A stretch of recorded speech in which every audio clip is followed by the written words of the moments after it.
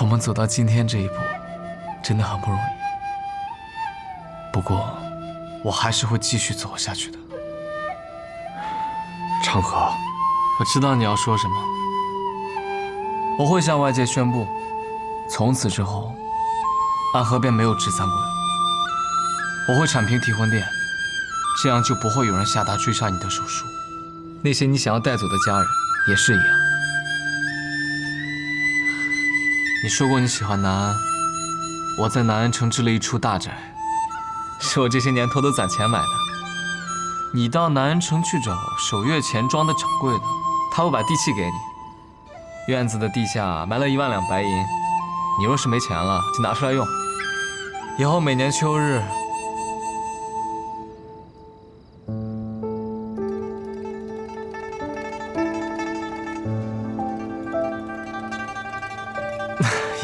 秋日，南安城桂花满城的时候，我会去找你饮酒。当然，你不想让任何人，包括我知道你行踪的话，你也可以不要那间宅子，转手卖给守月钱庄的掌柜的就行。但是，每年秋日，南安城桂花开时，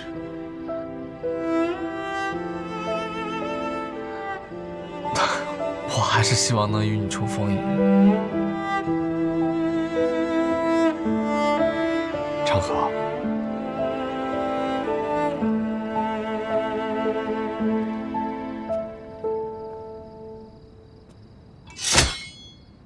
你本来就不属于这个地方，离开这儿也是必然。而我，从小就是从尸堆里爬出来的，生命在我这里，本来就是不值一提的东西。我离开了，反而不知道去哪儿。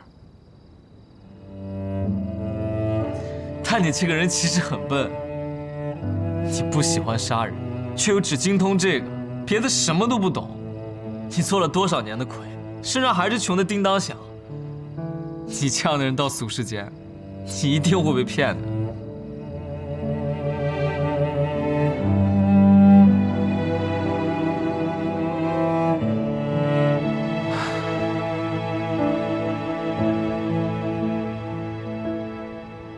再见，苏墨言。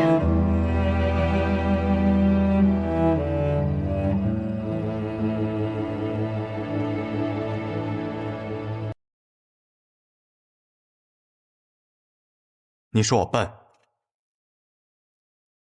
但你其实也很笨。你还记得我们第一次任务，一起去洛河城杀那贪污赈灾粮的李欢吗？明明一件便可解决的事情，你却硬要顺藤摸瓜，将他在世上所有的金银财宝一并拿走。结果呢？我们被32名六扇门捕快围攻，差点就要死在那府宅之中。那不是因为……闭嘴！还有一次，我们一起去血河山庄对付刀魁王吧，你非要去他的藏书阁看一眼，说要搜罗秘籍，最后我们被机关所困。幸好我身上还带着些干粮藏着，硬挺着熬过了3天3夜，等来了援兵，不然我们早就饿死了。哎呀，那不是没饿死。还有岭南那次，东海那次，雷家堡那次，哪一次不是你把一个简单的任务捅出了天大的窟窿？你若做了大家长，你的贪婪和野心会如潮水般涌起，然后将那些跟随你的人全部一个个都淹死。你若没了束缚，只会成为一个疯子。所以，我来和你一同平息风浪吧。当年的约定作数，只是身份要换一下。苏长河，出去之后，你继任大家长之位，我统帅苏家。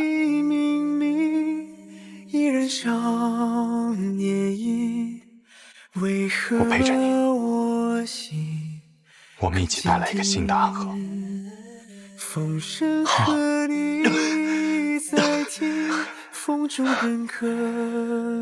倒是像鬼窥庵那一次，只不过那次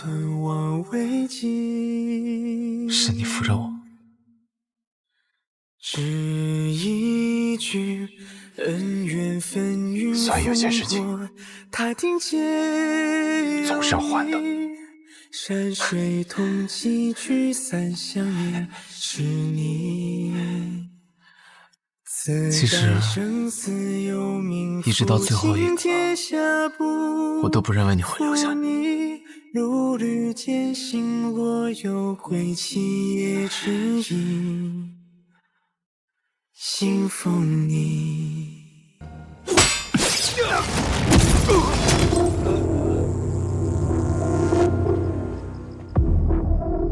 当年，血月城3城主司空长风一枪便破去了百里孤虚大阵，想来是有无上神威啊！我一刀挥下，却只能见面前3尺清净。这一仗打得真是艰难啊！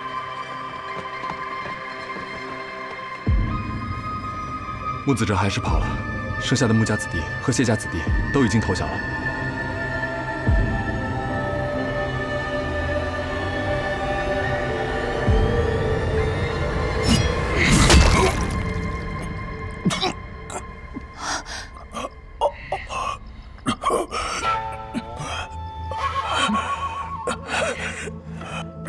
这究竟是怎么回事啊？3家已成过往，新的暗河即将走向彼岸。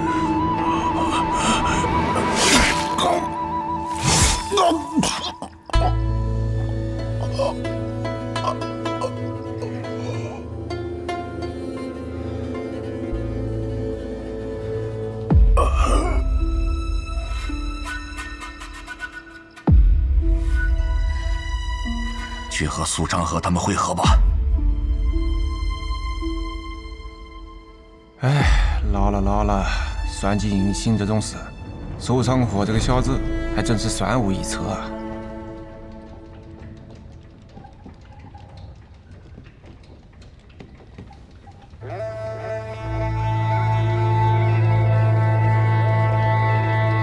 你做了一个可怕的决定，大家长。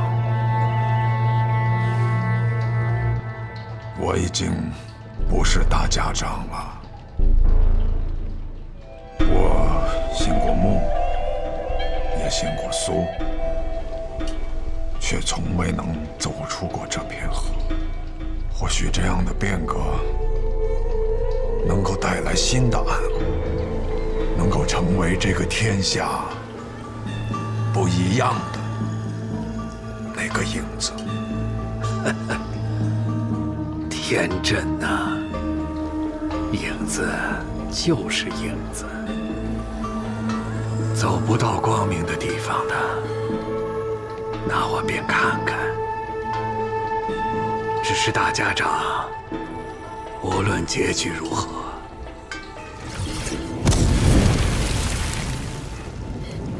你都看不到了。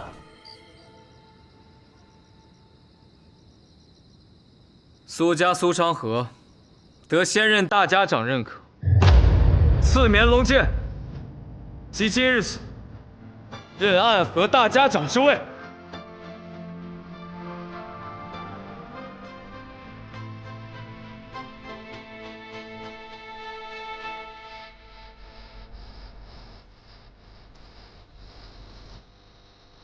拜见现任大家长苏昌河。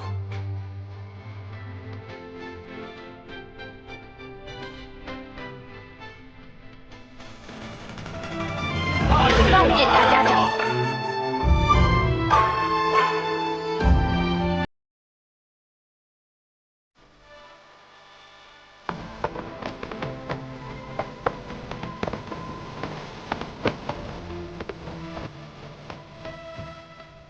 朱印首领苏沐雨，谢魁之位，任苏家家主。诸位，新的暗河已经到来了。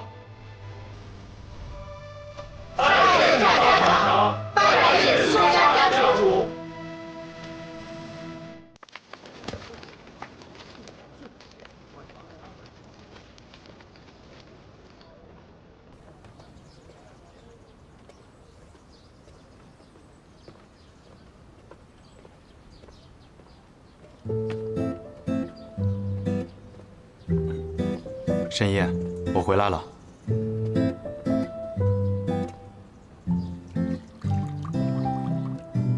累死我了！一会儿呢，等汤药稍微凉一些，就一滴都不剩的都给我喝掉，听到没？知道的，申夜。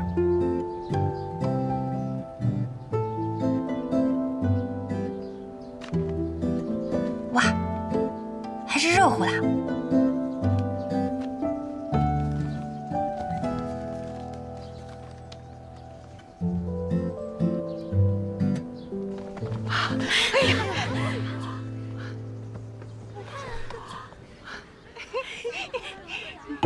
今日来的人更多了。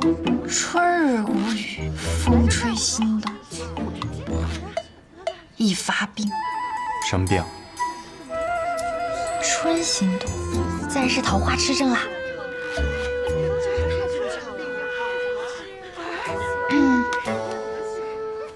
你们要看的人已经来了，我要吃的桂花糕也已经吃到了。什么时候能进去看呢？那现在就开始看病吧。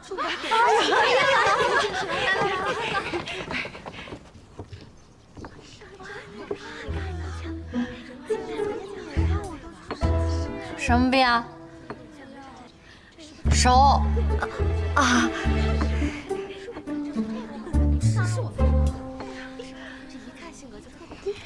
什么病啊？这不是不知道什么病，才来看着呢嘛。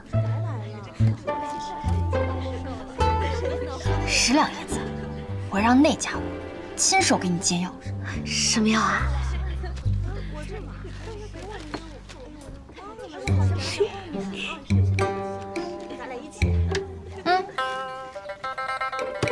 ？10两银子。1两板蓝根，10两银子。你要是不要，那我就给别人喽。啊，要的要的。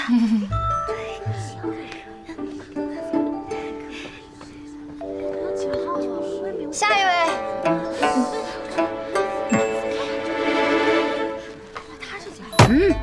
我出100两，让他喂我喝药。100两怎么够？200两。中。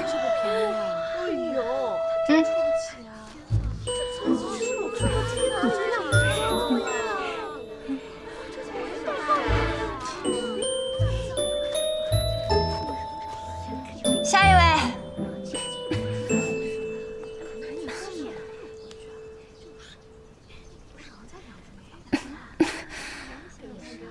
别看了，别看了，你得了很严重的病，你好好看着我和你细说，不然啊，可就活不过这个春日了。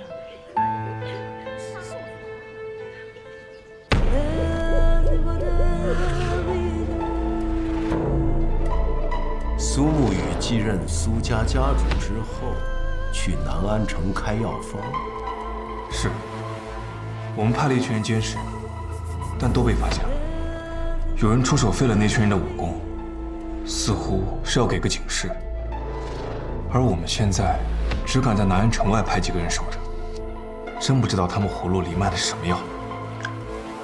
那苏长河呢？他回到了暗河，看架势就是冲着提魂殿去的。但是三官早已经离开，他收服了留在暗河的3家弟子，随即便离去了。传信给三官，现在才是他们真正相见的时候。宗主，这是要跟他们合作了吗？桀骜不驯的剑，虽然难以掌控，但若能握在手中，才能够成就真正的霸业。你那18剑阵是真的厉害，我在远处都已经感受到你的剑意了。但是你放出的剑要怎么收回来呢？现在这把伞是长河找了搬家之人为我特制的。以前杀人使出18剑阵，用的都是普通纸伞，不仅容易坏，每次用完还得自己把剑捡回来。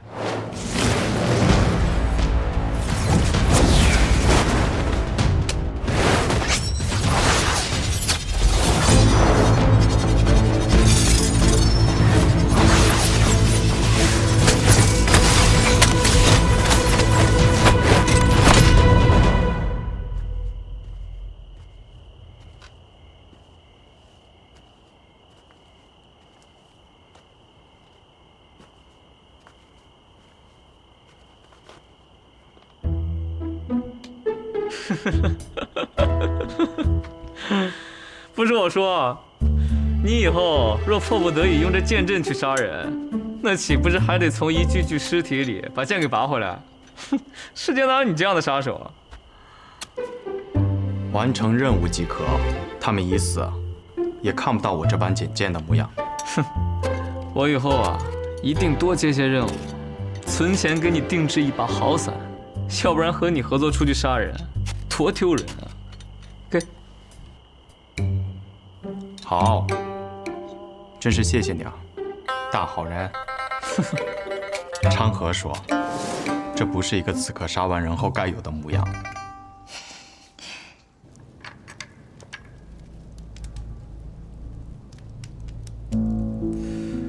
这只是一柄剑而已，为什么必须要得到它，才能执掌暗河呢？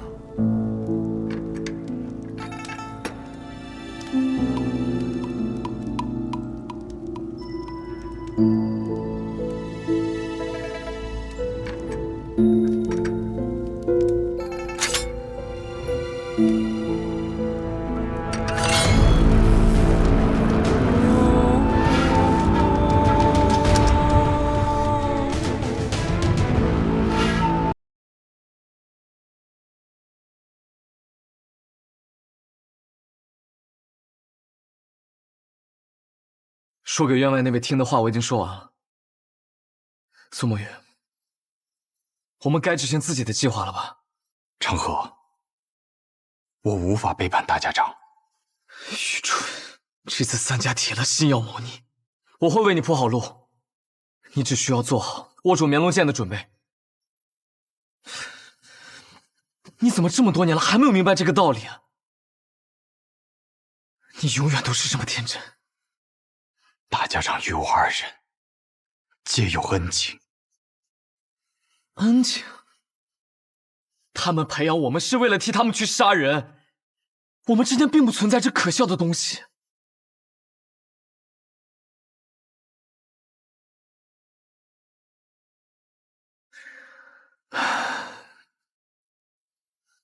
只有你真的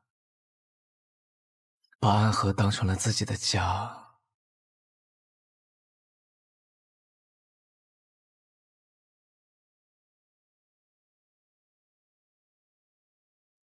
而我却始终做不到这一点。对于我而言，这里只是一个交换利益的地方罢了。他给我们庇护，我们为他杀人。所谓的家人，不过是虚伪的说辞。苏沐雨，哲叔就在外面，若我们一起动手，你还能活下去吗？若哲叔与你联手，我自然不是对手。但凡事总要一试。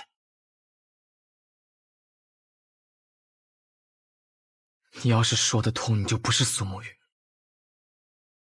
我真傻，和你白费这么多口舌。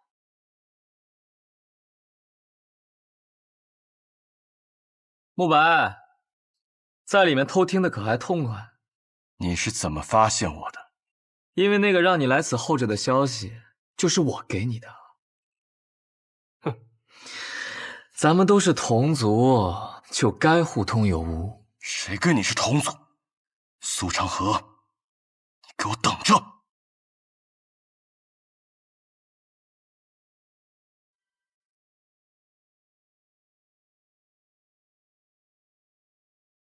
长河，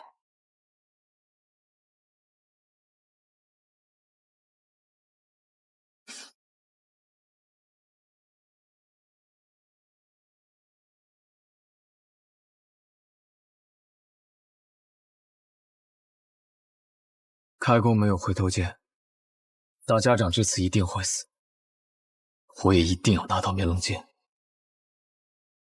所以，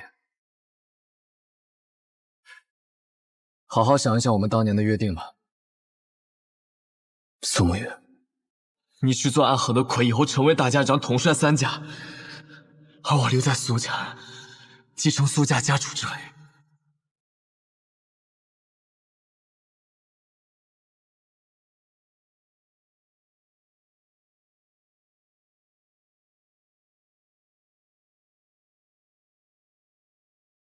这马车真有意思啊！如此之大，却能行驶平稳；如此之重，却能日行百里。这是搬家搬三爷捣鼓出来的玩意儿，能不有意思吗？走好这架马车10日以后，他便死了，生病死的。那我若是治好了大家长，我不会得病死了吧？神医多虑了，你可是神医呀！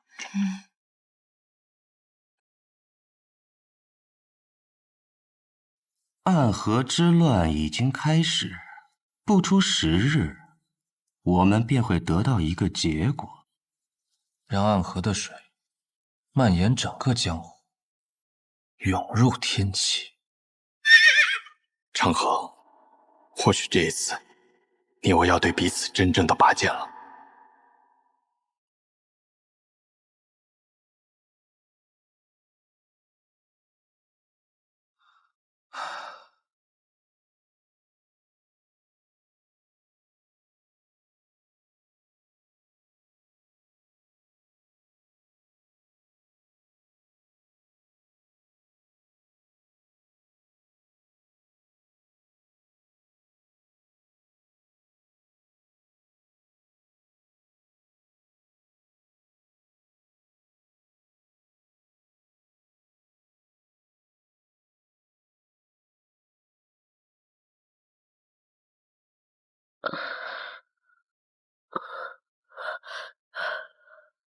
这么多年为我点灯的童子，他是唯一一个任务结束还能够活着的。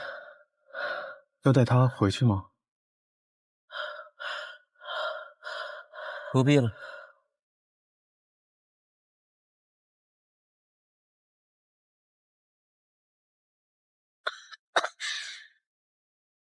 都快死了，17号，欠你一只手，还你一条命，算你赚了。多少暗涌的情绪，不舍的挣脱，漫漫长夜中寻觅，挣扎爱痛的17号，你怎么会在这里？我偷听到你们的任务点，私逃出来巡礼，我来接你回家。那地方也能算是家吗？有家人等候便是家。你弟弟还在那里？如同宿命随波蜿蜒去着，谁能趟过黑暗的河？哪里会有彼岸穷尽一生，唯一点光倾尽颜色？辗转悲欢离合，恋恋不舍，思念在夜里醒着，心不由我，情字总无法逃脱。怎么总把自己搞得这么狼狈？反正每次你都会及时出现，我狼狈点儿也没什么问题。鬼哭院的试炼马上要开始了，各家主唤我们回去。这一天终于还是来了。哪里会有彼岸穷尽一生，唯一点光倾尽颜色？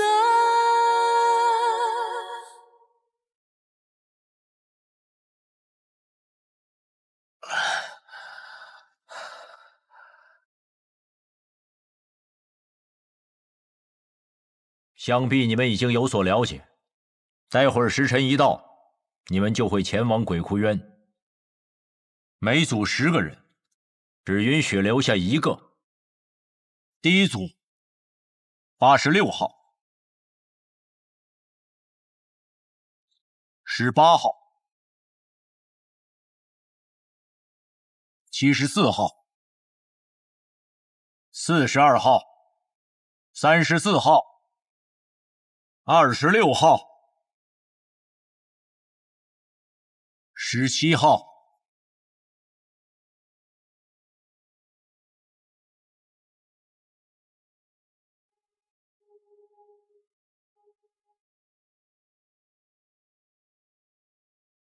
第一组的最后一位，63号、63号、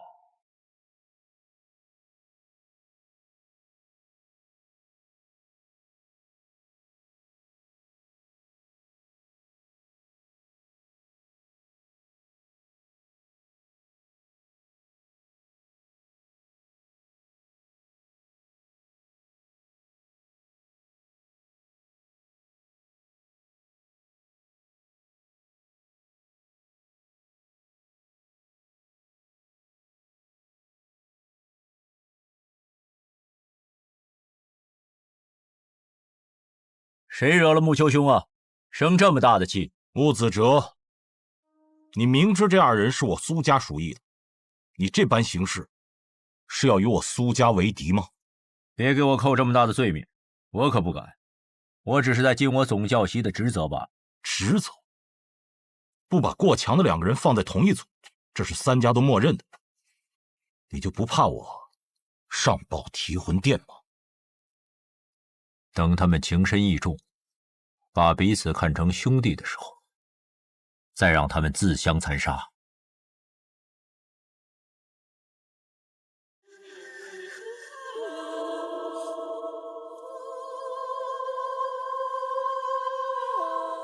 活则在一起，不要走散了。看起来也没有办法与你走散了。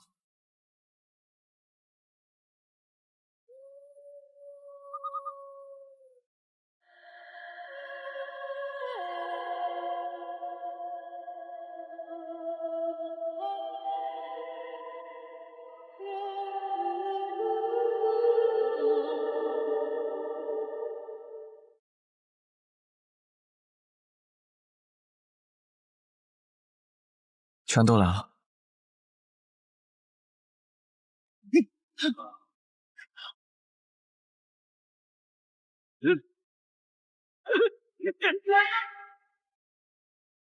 谁都知道你们剑术高超，与其1对1跟你们单打独斗，还不如合力把你们都杀了。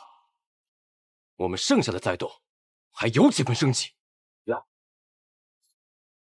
那便来吧。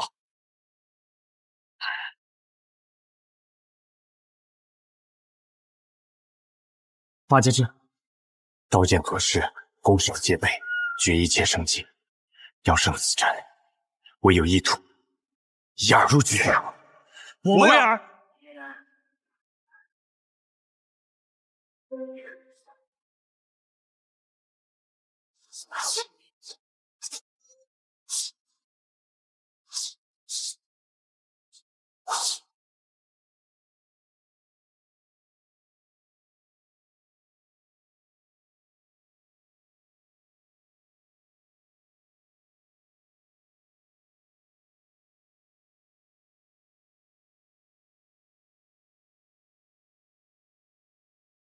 要破八节阵，唯有牺牲一人才能找到突破之口。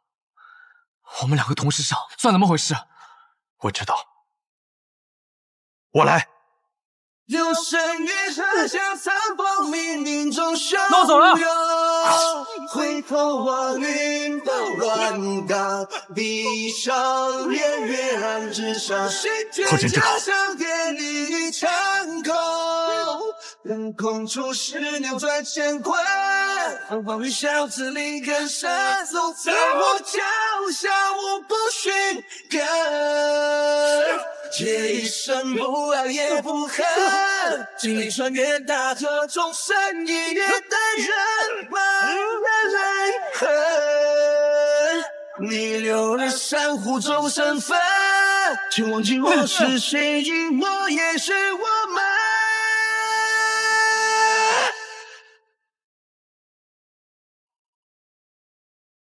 三五一生世界将无知群像，向这里出滔滔，而雷不活动，风起此帆，风云比剑真高，江州北风光临临千万顷，一流水沙背负来，让心了体万里。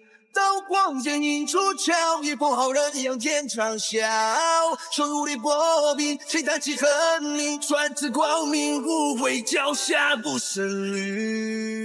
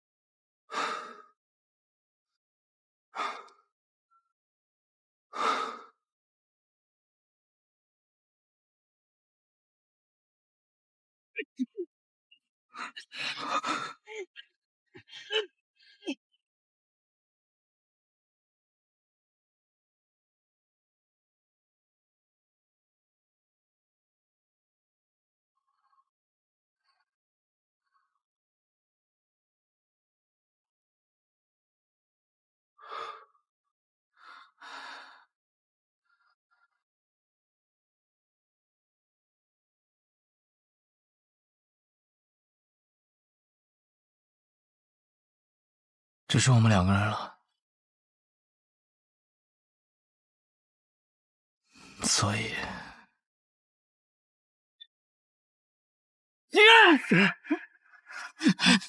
你疯了吗？你这疯子，停下来！我跟你说过，你的恩情，我迟早会还的。我不需要你还。你此前替我做点灯童子的时候已是还了。暗河的规矩，10个人只有1个人能走出鬼窟园，成为3家之人。你若不成我的情，我们2个人都得死。一定会有办法的。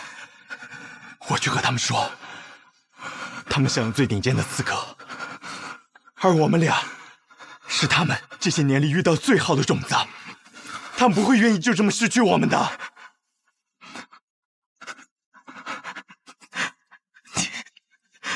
你太天真了。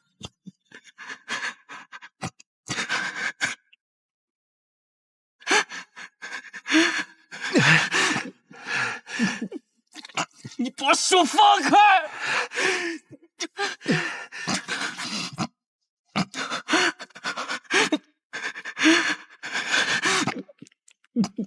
你把手放开！只要足够强，便有资格天真。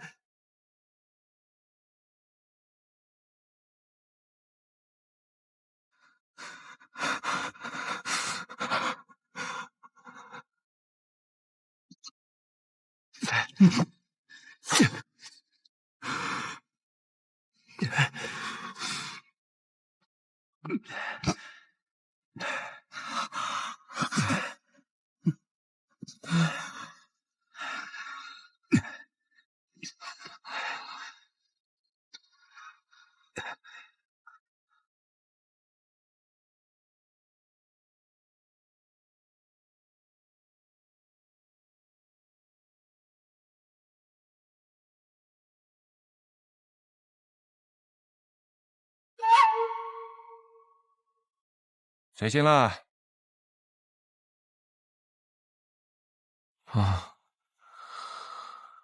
做了一个很长很长的梦，梦到一些很久以前的事儿。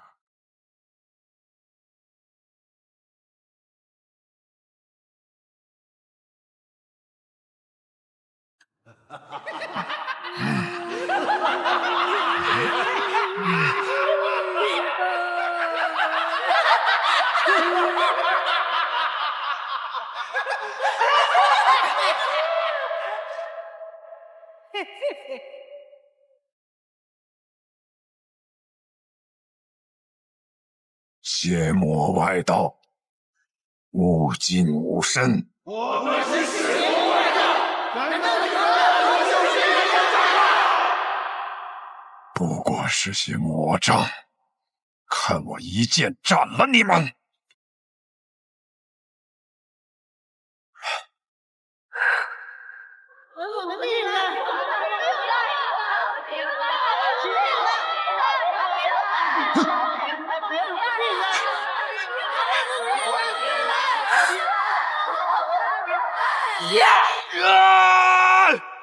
不好！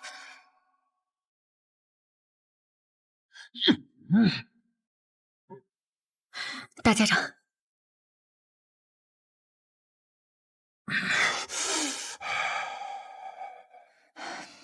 人在虚弱时，邪气便会找机会侵染人的身子，做噩梦是正常的事。大家长不必担心。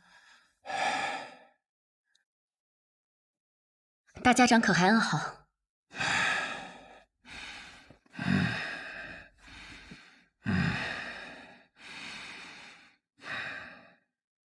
毛头，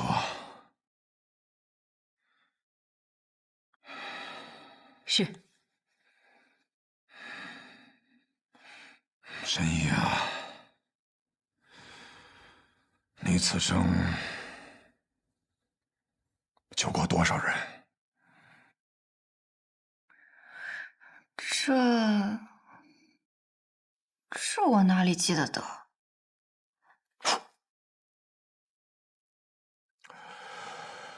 加上唐二老爷，我此生杀过832人，很多人，我甚至不记得他们是谁，但心底里总会有一个声音告诉我，那是我杀过的人。其实我不怕这样的梦。当他们出现的时候，我会拿起手边的剑，将他们斩杀得一干二净。我既然杀得了他们一次，那么自然我能杀得了他们第二次、第三次，无论是梦境还是现实，都不会有任何区别。但这一次，当我拔剑的时候，发现手里的剑已经断了，需要让沐雨快些回来。难道大家长就不害怕他在这个时候背叛你吗？不会的。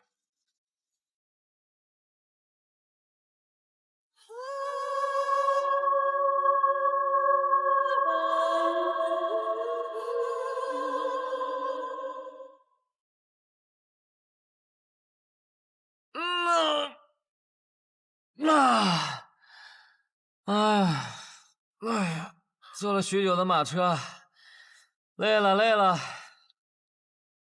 小上火，你这个样子能追到鹰，你到底是什么安排啊？追得上。大家长此行北上，无非就是想拖延时间，按照他的手段。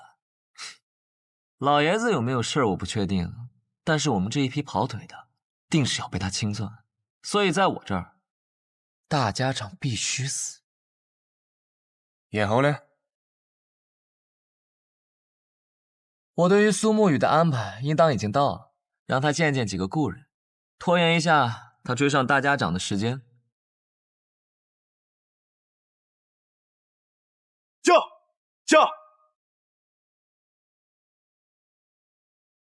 驾！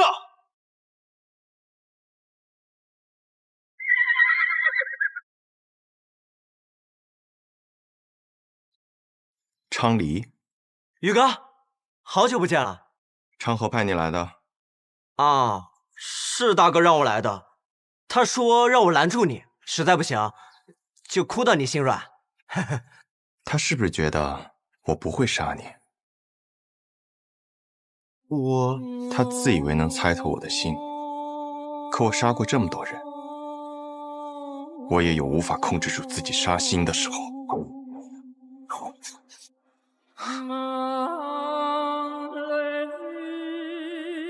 若我想杀你，你早就死了。驾！宇哥。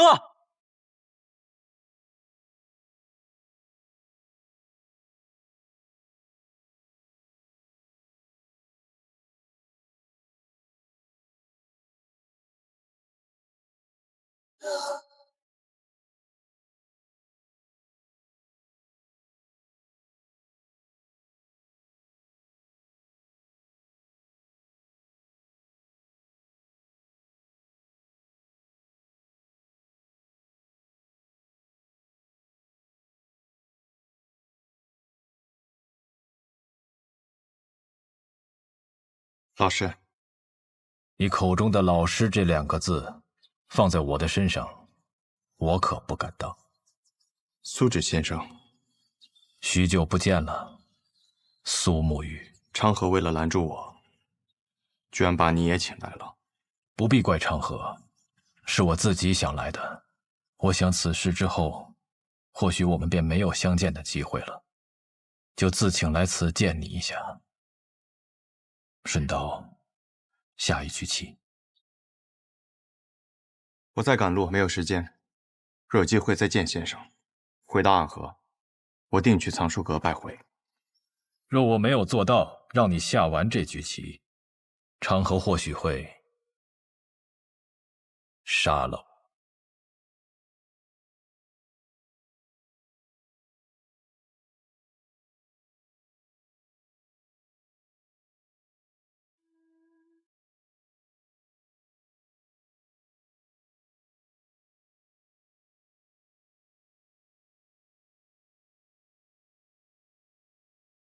先生来此，是想劝我和昌河联手。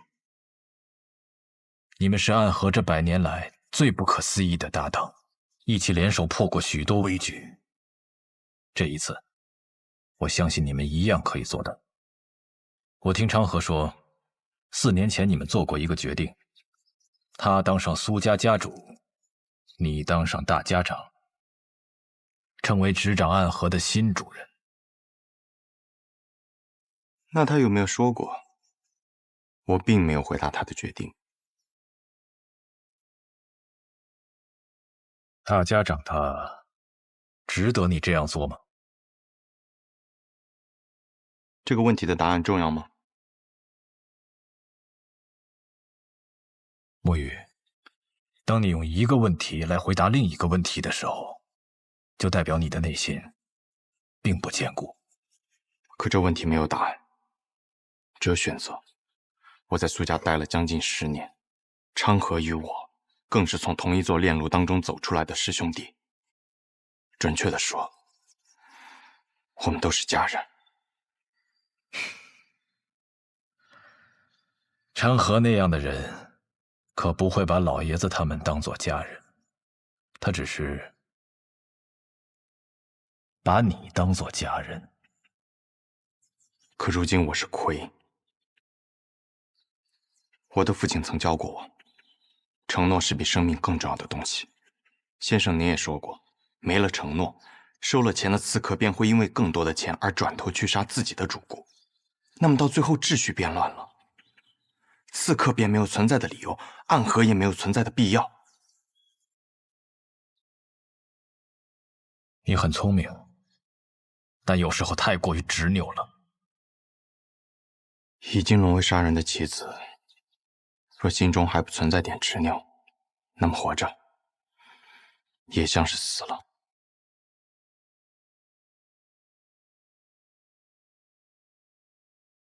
先生，你败了，告辞。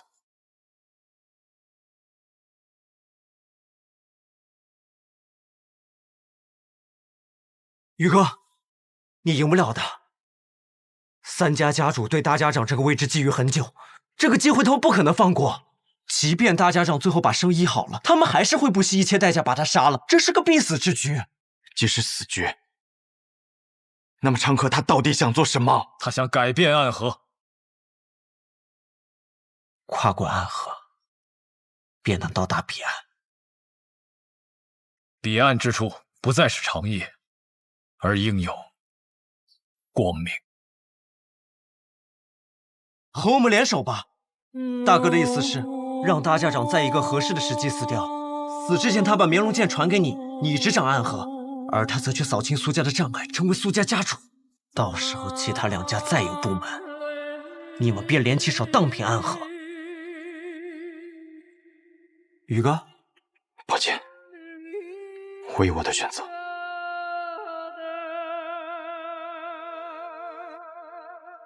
大哥说了，若你拒绝，那他就自己当这个3家之主，到时候不管谁挡在他面前，他都会杀死，包括你，他这一生最好的朋友。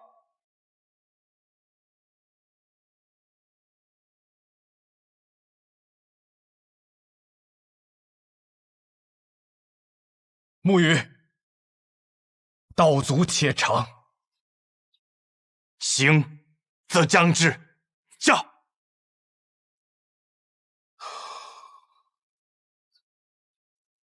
先中毒，再解毒，以身试毒。倒是有种不疯魔不成活的意思。只是我不太明白，为了几张银票，神医愿意为我以身试毒？自然是不愿意啊，我又不傻。不过我有一个办法，既能感同身受的了解大家长体内的毒，但同时又不会死。什么办法？移魂大法。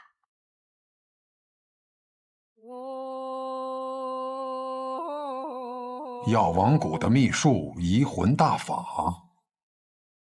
若是一旦对某人施用此法，就能和他无感共识，他的过往和此刻的想法都无法逃脱施用者的眼睛。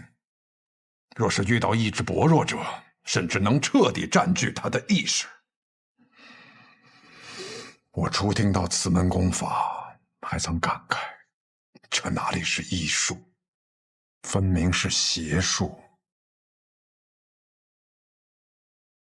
确实，医者行医，治的是人身体里的毛病，而移魂大法却能治人心病。不过我这次对大家长施用移魂大法，为的是彻底去除你体内的毒。至于大家长你心里想的那些嘛，我可以试着不去看。若是一旦施用移魂大法，那我的性命自然是全在我白鹤怀的掌控之中了。届时只要我想，可以随时杀死大家长。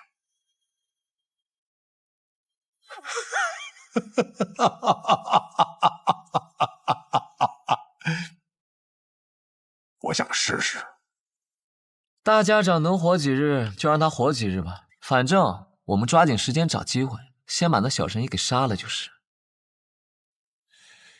大家长和那个神医有地质麝效保护，你那么有信心？哎呀，我派人传了封信，去向了北面那座皇城，里面有一个人出身唐门赫赫有名，是唐二老爷最亲近的弟子。九江琵琶亭内3道暗器震惊天下，是可以与司空长风、百里东君等人齐名的高手。唐灵月，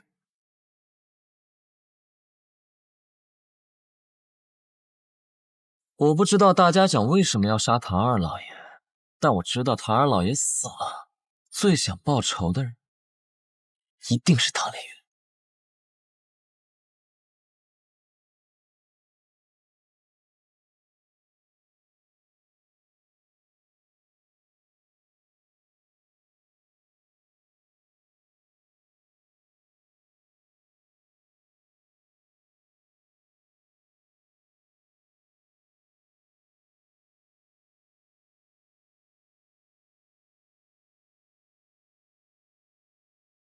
护送大家长离开，快！是。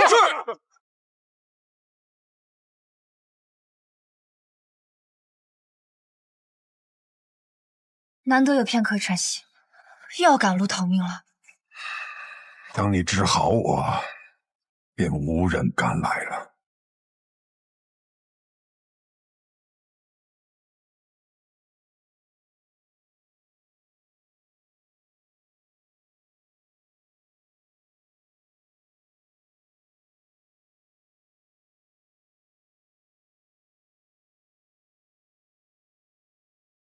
找到你们了，暗河。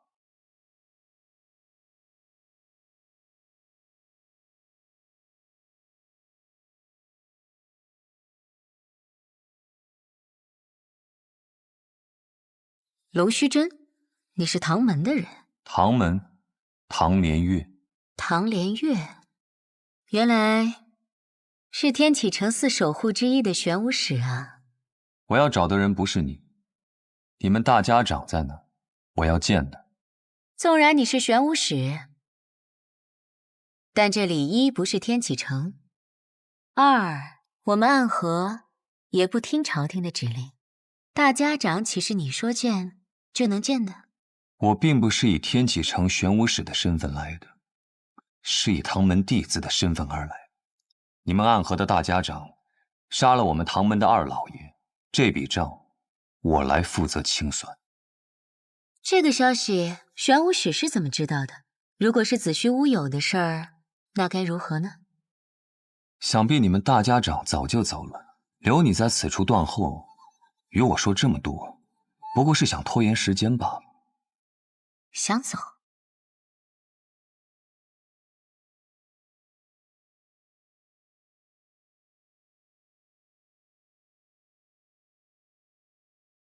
接！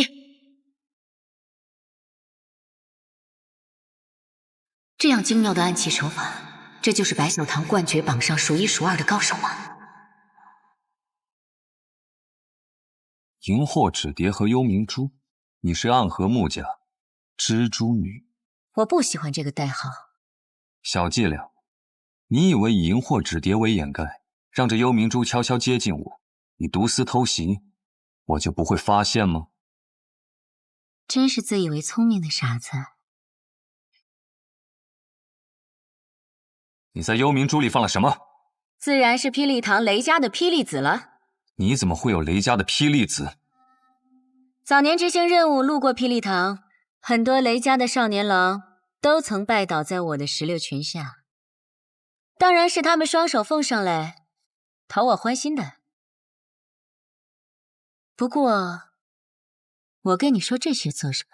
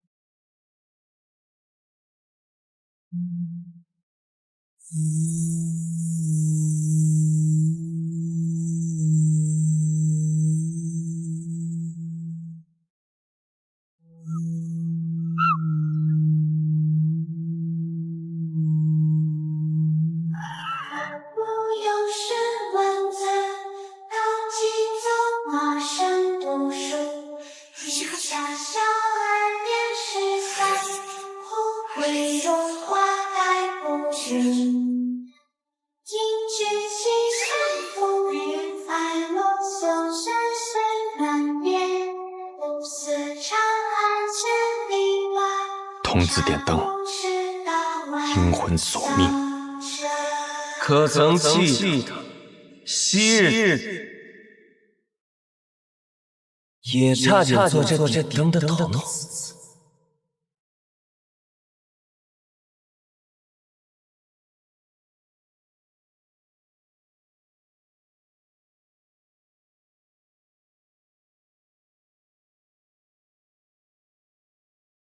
穆家穆英真，你敢与我动手，是想叛离暗河吗？是吗？可我得到的消息是你暗算大家长，意图谋反。我来此杀你，是奉家族之命，救出大家长。看来穆家还真是一片忠心啊。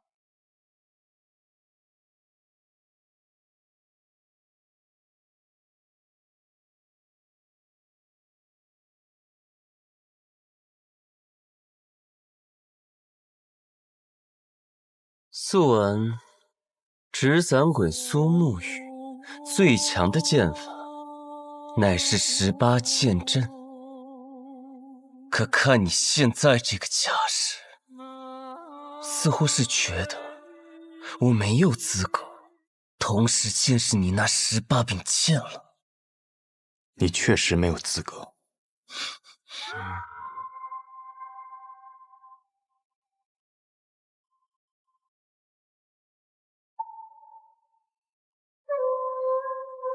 当年本该是你去的，可苏昌河代替你做了这点灯的少爷。按照我的计划，他们应当都要死掉，可他却被你救。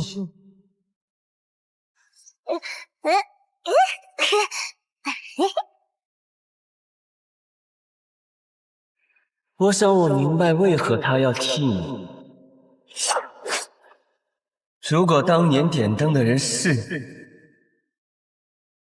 你，你必死无疑。实在没想到，苏家赫赫有名的纸伞鬼